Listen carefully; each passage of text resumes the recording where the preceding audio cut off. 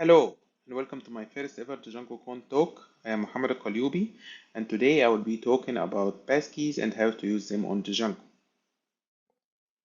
So let's start by who I am. I'm leading the software development team for Center of Genomic Medicine King Faisal Specialist Hospital and Research Center in Riyadh. I am main contributor of Django MF2, which has been started around 200 times on GitHub and downloaded more than 170,000 times. I am the main contributor to Django Passkeys, which is started more than 100 times in around 6 months.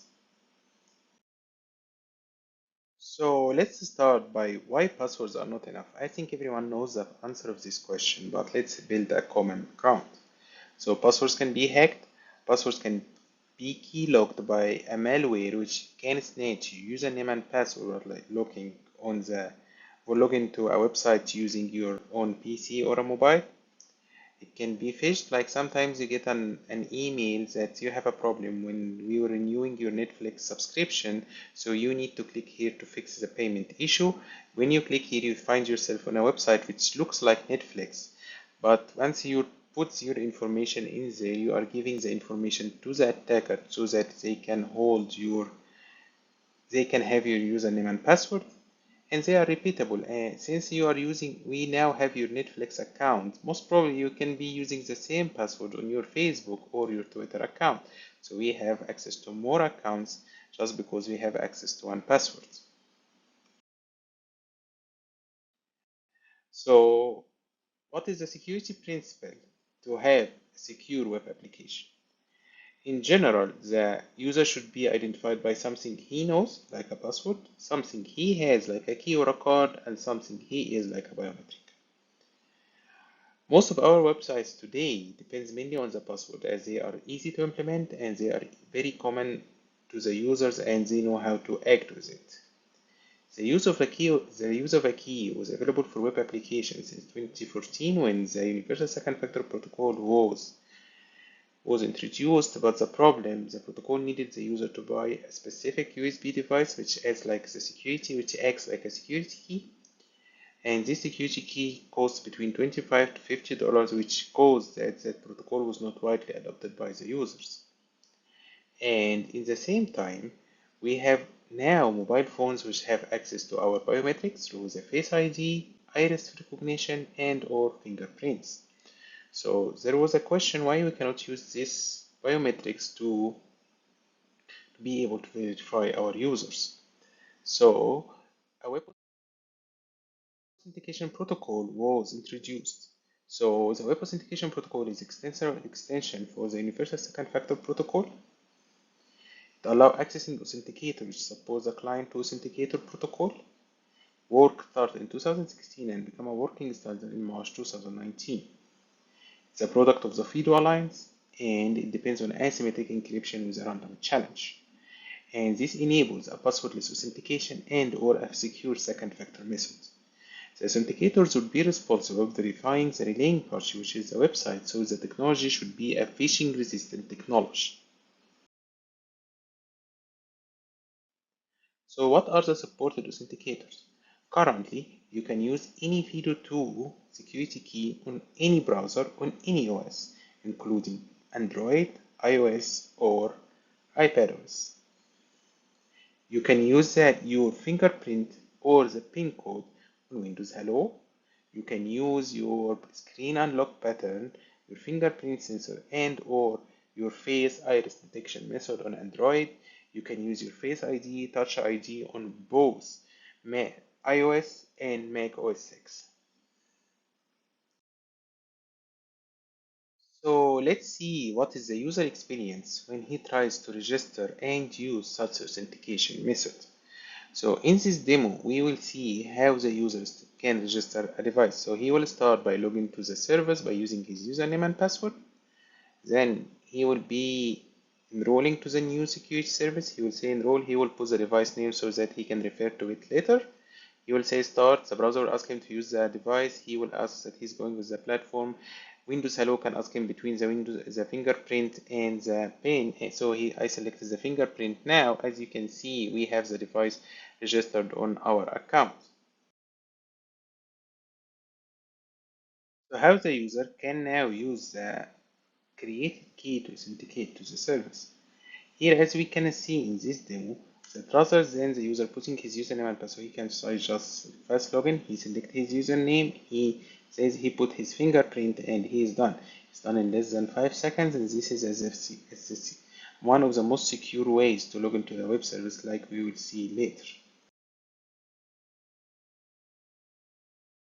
So let's see what's happening behind the scene when the user tries to register a new Web OS X device.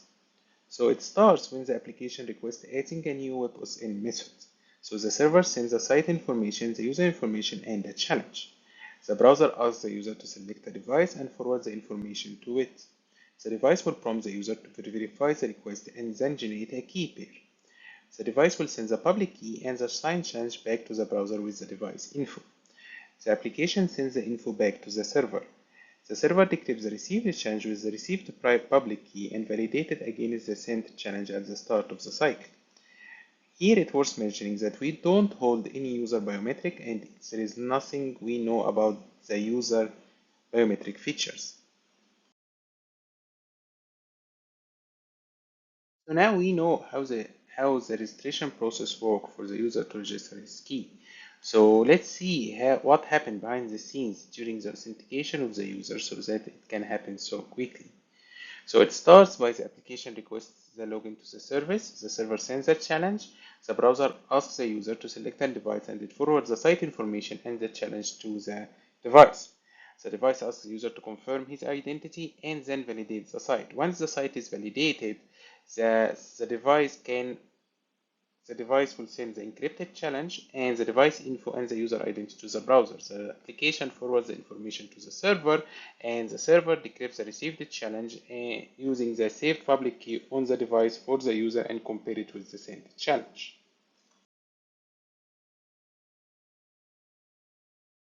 So now let's see how Web OS X is a phishing resistant technology.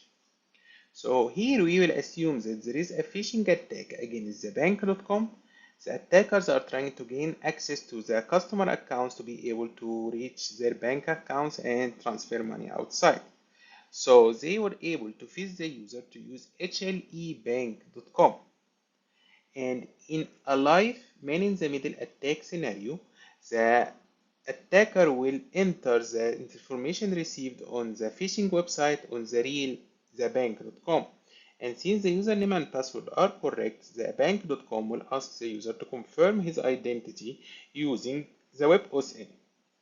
The attacker will ask the user to confirm his identity, hoping to pick up the credentials so that he can use it on the bank.com. Now, the user will click authorize, then the user will put his fingerprint and or their verification method, but now the authenticator will stop him because currently the current authenticator doesn't have any credential for the bank.com. This will lead to stopping of the whole attack and failure of gaining access to the user account, since the attacker will never be able to confirm his credentials since there is no signage for the authenticator from the bank.com. So, as Web OS X was a very secure technology, why it was not widely adopted by the service providers and by the users? Mainly because it had few challenges, and mainly that the keys were device bounded. So if the user uses an iPhone, an iPad, and a Mac OS, he need to create 3 keys on each device, and this causes the services that they need a fallback method for the users to log in. Because if you has registered your key first on your iPad and now you want to log into your iPhone, you need to use another method like an email verification or an OTP so that the user can log in again. And if the user is going to use the device frequently, they need to register the device.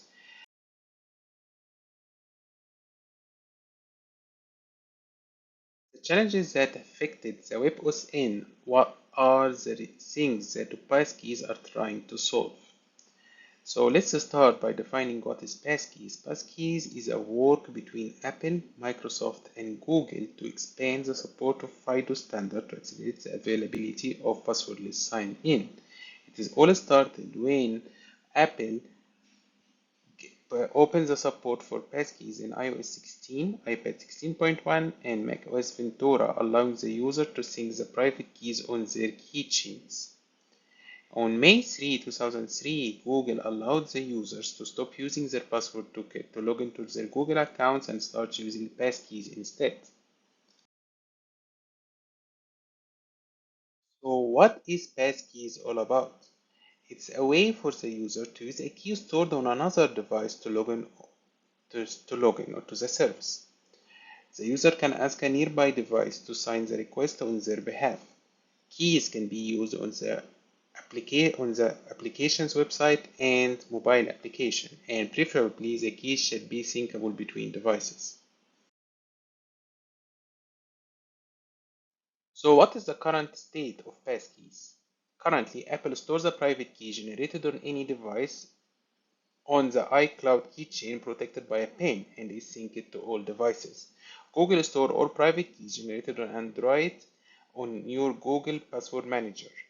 On Windows, keys are stored on TPM, and on Chrome on Mac OS X stores the key on the device. Safari and Chromium-based browsers can ask iOS/Android devices to sign the requests through BLE. On Android and iOS, keys can be shared between the app and the web application. Passwords vaults are now evolving to be passkeys vaults. Firefox doesn't support passkeys but supports Web OS X. So how can we integrate this very nice technology to our current web applications, protecting our users and our data? So Django Passkeys is an authentication backend for passkeys. It is easy to integrate in your current authentication flow, includes the interface for the users to manage their passkeys, allow knowing if the user is using passkey or not, allow knowing if the user is using a passkey from another platform, works with the Django 2.0 Plus and Python 3.7 Plus, and is get downloaded around 2,000 times a month.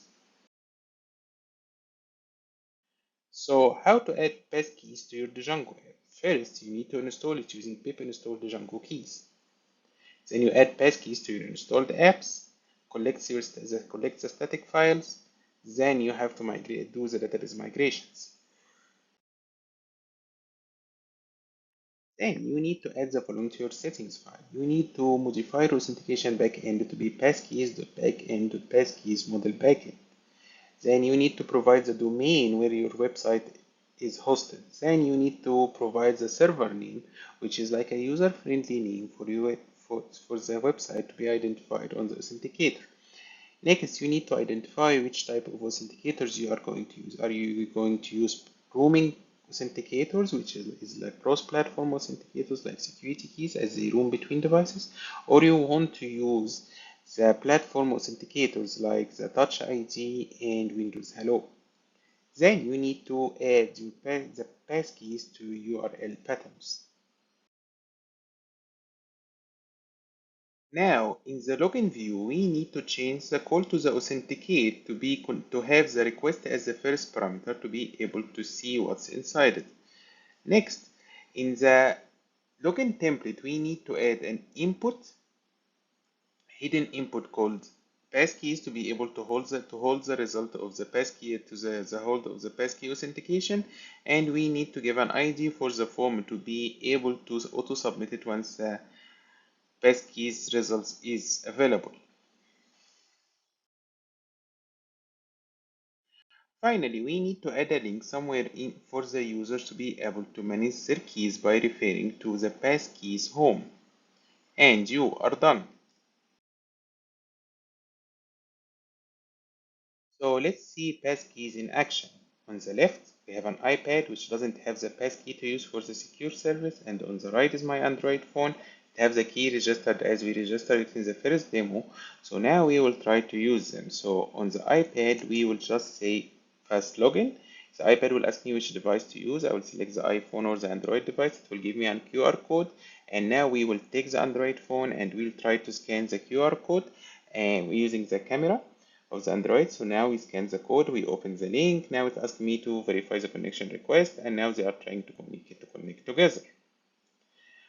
Once they are connected, the Android phone will ask me to verify myself. I verify myself, I put my fingerprint, and now the iOS was able to log in securely to the service using the PKey account.